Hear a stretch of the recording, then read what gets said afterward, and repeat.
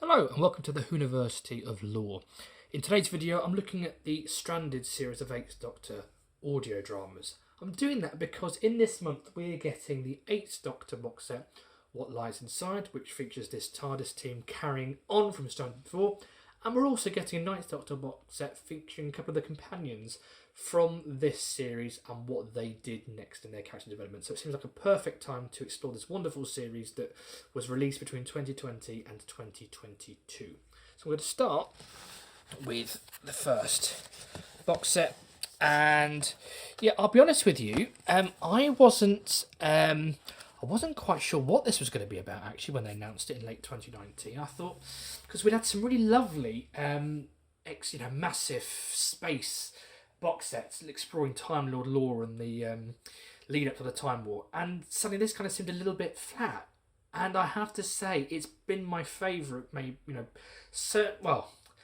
like them all for different reasons, but it certainly on first listen was my favourite compared to the others. Dark Eyes, Doom Coalition, Ravenous. In particular, Dark Eyes and Ravenous I've enjoyed more on repeat listens. Doom Coalition I did enjoy more the first time around as well. But Stranded, I just loved it from the word go. And I think maybe that's because I didn't have very high expectations, but I thought it was absolutely wonderful. This first box set, you just have this wonderful array of characters, and the way it sets it up and the way it all comes together, it's been so beautifully planned. Obviously, the favourite thing about Stranded 1 was the inclusion of the curator. Wonderful to see that character back.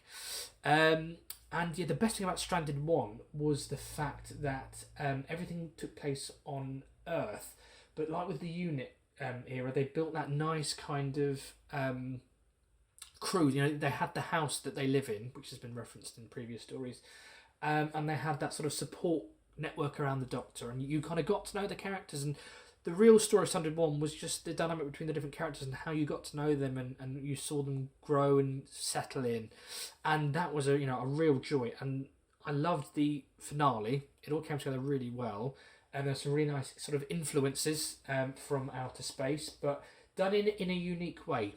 So there was lots of seeds, lots of questions asked by the end of the box set, but done in a really satisfying way, which made you want to listen to more. And obviously ended on that wonderful sort of cliffhanger that not only gave us a bit of excitement, but not necessarily in a way that you'd have expected. It wasn't your traditional invasion story, but it also catapulted our crew into the next stage, which was Stranded 2. And what I loved about Stranded 2 was Stranded 1 was a unique box set in that it's what happens if the Doctor is stranded in one time and place. And that was great for a box set. Had they done it for 4 box sets, I think that would have been a bit... they might have run out of original, because the first box set was really original. Every story was original and unique. They might have struggled to have done that past 1 box set.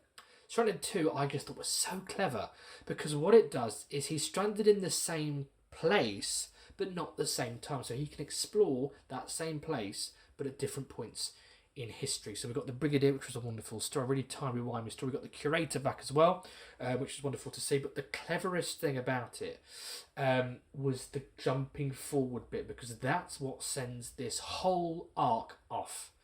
And we kind of got the odd sort of question answered, but on the whole, it actually dug us even deeper than Stranded 1 did. There was even more questions raised, and it really hooked you on for the third box set, by which point we weren't necessarily confined to one time or place. However, they are aware by this point that something's not quite right. So there's something keeping them centred around the Baker Street area, but also the characters like Liv and Helen have gotten to know this friendship group, and they are, more hesitant to want to leave this stable life they've finally had after years of danger in the TARDIS.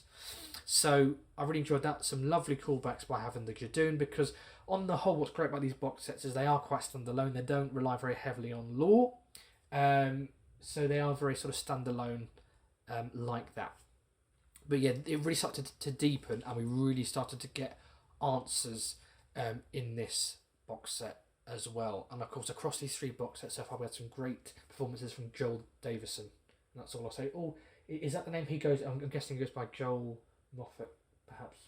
Peter Davison's son, did a wonderful job across these box sets. And then, of course, we had, if I go to the back, What Just Happened is a story, typical John Dorney just does a wonderful job of taking a story and telling it in such an engaging way. It's telling a story in a different way that really makes you engage with that story and therefore get more out of it. It's a story that's told backwards. So you find out the finale first and then you find out how it happened backwards. And it was one that was actually quite quickly, not retcon, but resolved in the final box set, in which we actually had a lovely piece of lore, which is that the curator wears different faces. So we actually got a curator taking the Sixth Doctor's face in this box set. So just the old favourites is... obviously the Doctor has many favourite faces, the Sixth Doctor's face being one of them. This was a great roundup to the box set. It came together really, really well. The whole thing came together really nicely. Interestingly, it came together in episode 3. I'm not sure whether there'd been an extra story planned, but what they did was, because this was first announced in 2019, what they didn't realise was when the Doctor was stranded in 2020, there was going to be a lockdown in 2020, 21, and so what they've done is a story tagged on at the end in which they actually do basically a tribute to what we've all been through over the last couple of years. And it was a really lovely story which enabled us to have a final goodbye to the characters, whilst also saying that the timeline was now back on track. And obviously there are some... It was interesting how they got around it, because there was clearly going to be a companion departure, having had such a different life. And they got around it in an interesting way. We kind of got both possible scenarios. She stayed with the Doctor and she left. But I won't go too much into that so that you can listen to it for yourself. But it all comes together really well in the third story, with a nice bonus hour of just letting the characters, after 16 episodes of Stranded, and in fact after 64 episodes of this 8th Doctor box set range, it's nice just to have that breather, that epilogue to wrap the whole thing up. So I really loved Stranded. It was a really solid series all the way through.